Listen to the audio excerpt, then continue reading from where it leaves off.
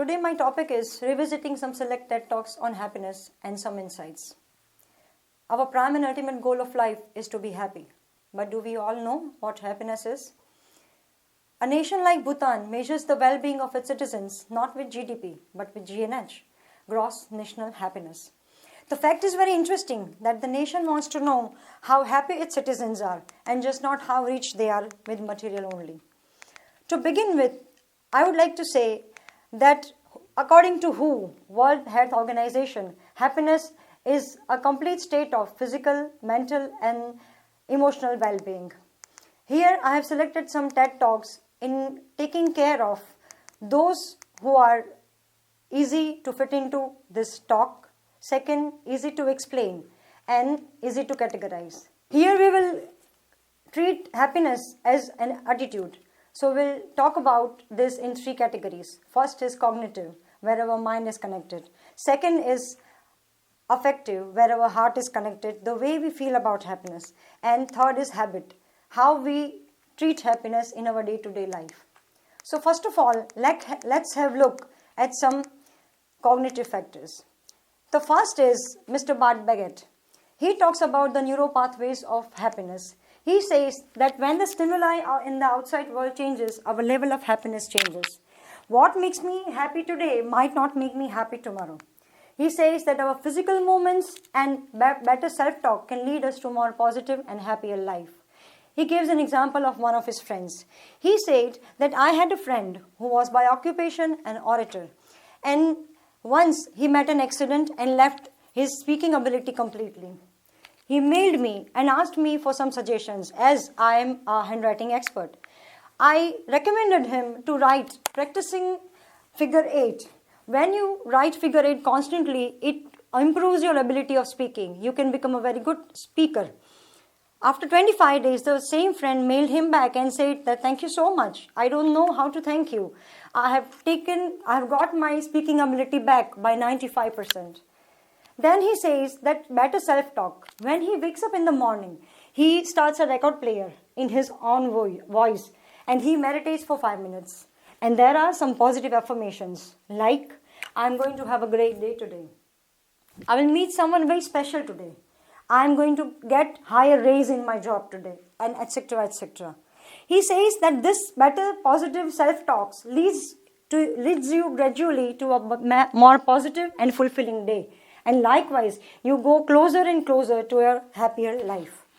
Then there is Dr. Daniel Gilbert. He talks about a surprising science of happiness. He says that every one of us develops that synthetic happiness in our minds. Consciously, we are not aware of it. For example, if you go for a meeting with someone for a marriage proposal and that person sneezes in front of you while eating, you might not meet that person for the second time. But if the same thing someone from your relatives or your family members is doing, you won't mind it. So this is how we cultivate habit of developing synthetic happiness to accept what we are liking and to avoid which we want to. He gives an example of a photography workshop held in Harvard University. There were two groups of students in Harvard and one was given the choice to take 2 photographs and take one with them and give the other one for the magazine. And the second group has left with no choices. They have to give 1 photograph for the magazine at the very moment. They found out in the results that the first group was very anxious and unsatisfied with their results, even though they had a chance to change their photograph. The second group, where they had no option to change anything with that photograph, they were very happy and content with their photograph. They were very satisfied with their workshop work even. So he says that the less options you have in your life, the more happy you become. Now let's have a look at some affective factors. Affective means which is related to your emotions, how you relate to your emotion with your happiness. The first is Dr. Robert Weilinger. He talks about a survey taken place in Harvard University. It started from 1938. There were 2 groups selected. One from the Boston's most poorest disadvantaged group of kids and the second from the Harvard freshers. They both were interviewed while the survey started on their mental, emotional and economical levels. Their brain has been scanned and they have been through some health checkups. After some years, when they went back to check out what they are doing in their lives, they found something very surprising. Those people who said that they want to be rich and famous, they were nowhere in their life. They lost track of their life. Some developed dementia and some were suffering from schizophrenia. Where the other group, from the poorest Boston's neighborhood, some were on the higher position in the job, some became doctors and some engineers. He said that at the end, we came out with two conclusions as we got the results of their old age. That those people who were happy with their family lives and their relatives were very happy and healthy at their age of 55. And only those who were happy at that age survived till 75 years of their age. They were very strong, very healthy, very happy, and even their brain were intact. Nothing has taken toll of their health. They had not any kind of memory problems and not any big physical problems. So he says that we discovered two facts about happiness that way. One is your relationships matters. It's the relationship of yours which you develop by time in your life with your family, friends and surroundings. And just not the relationship, but the quality of relationship matters a lot. Then there is Mr. Chip Conley. He talks about a working staff of his hotel, Vivian. She is a sweeper in his hotel. She cleans toilets. She is always very happy, giggling and smiling. He was very much surprised that who feels happy, who can be so happy in cleaning toilets. One day he asked her that what makes you feel so happy about this job?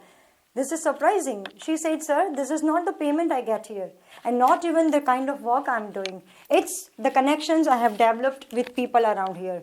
It's the way I walk here. They respect me so much and they treat me as the family member. That keeps me going.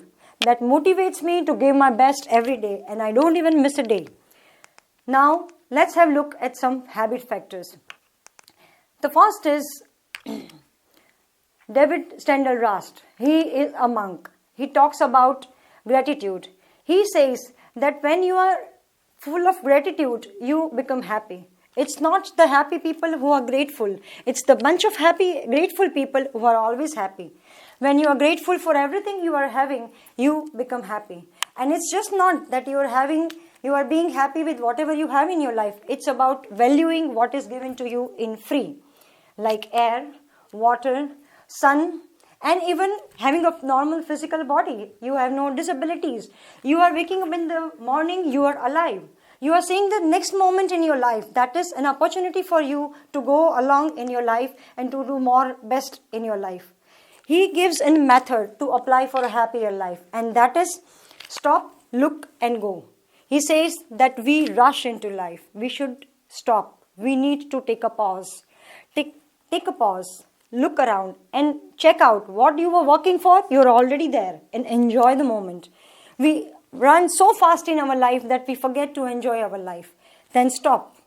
Look around. There are other people who are even there with you in chasing happiness. Help them out and take them with you and go. You have taken the next moment in your hand. Now you are alive. You are going to leave your next moment the next minute. So you need to work your best. Make this moment better than the last one. And this is how you become happy and grateful. It's a grateful living. It's the way of this is a grateful living. And you will become very happy day by day. Now it's Dr. Max Killingsworth. He talks about the moment-to-moment experiences. He says that happiness is nothing else but a moment-to-moment experiences. This moment you are happy, the other moment you are happy, then the moment comes when you're not happy, then the whole process is in danger. He says that he has created an app called trackyourhappiness.org that they randomly call in 3 sections of time to their members and ask them these 3 questions. 1, what are you doing right now? 2, how are you feeling right now? And 3, are you really doing what you're doing right now? Based on those results, they find out that it's not the unhappy people whose mind are wandering. It's the mind-wandering people who are unhappy. He says that 47% in our life, our mind are wandering. We are not into what we are doing right now. So if you want to have a happy life, you need to stop mind wandering. When you are focused, there are 2 modes in our brain. focus mode and default mode. When we are in focus mode, we are doing everything with full concentration. We are into it completely. And when you are in default mode, your mind is wandering. So he says that if you want to be happy, just stop mind wandering. Now let's have a look at some lessons I have taken from this talks. The first is, happiness is completely subjective. My happiness can be different from yours. Your happiness can be different from the other ones. Now, if happiness is a part of our life, if we are born happy, then we create unhappiness gradually.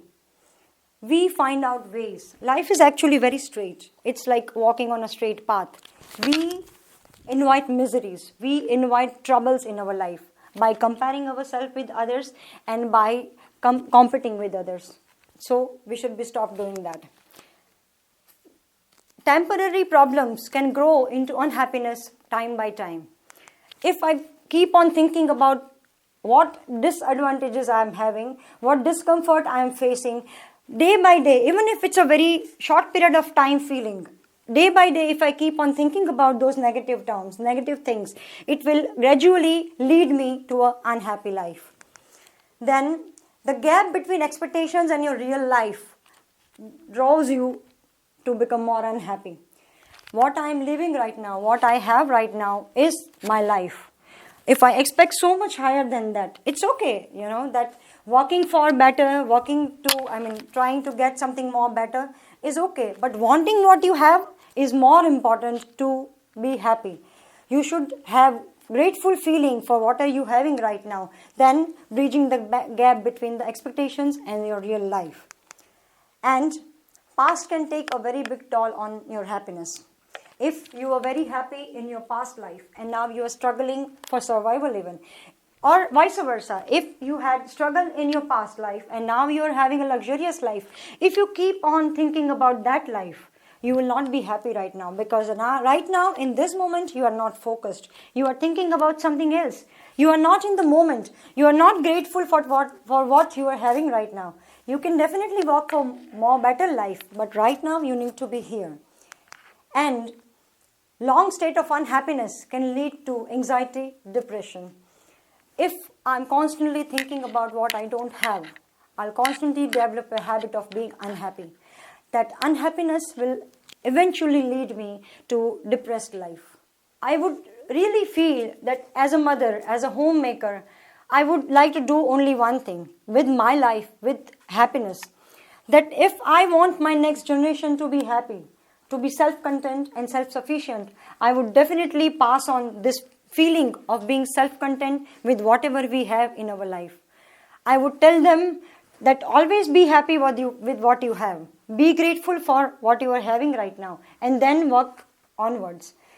Your life is your responsibility, and so is your happiness. If you know who you are, if you know what you want, then you definitely know what makes you happy.